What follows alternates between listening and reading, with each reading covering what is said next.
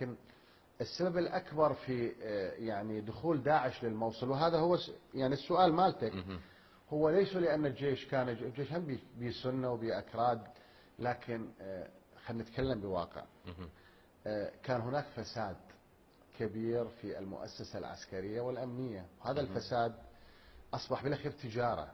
يعني الآمرين كانوا يعني مو آمري حتى يفرضون الأمن، ولكن يجمعون الأموال بأي طريقة، يعني يجيبون معتقلين أبرياء ويأخذون منهم فلوس يطلعونهم، يلزمون إرهابيين ويطلعونهم بفلوس، يروحون يجمعون أسلحة المدنيين العزل ويطلعونها بالتلفزيون على أنها أكداس لداعش، يرفعون مواقف بأبرياء يقولون ذولا إرهابيين ويخلون قدامه كم عبوة ويصورونه.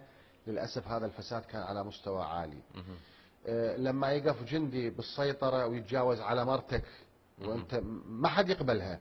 طبعا هو جملة هذه الأسباب هي التي ربما كان هناك عدم رضا، لكن مع هذا أهل نينوى مو راحوا على الجيش وضربوهم، لا، الجيش انسحب وانهزم بعد ما انهزم القادة من عنده.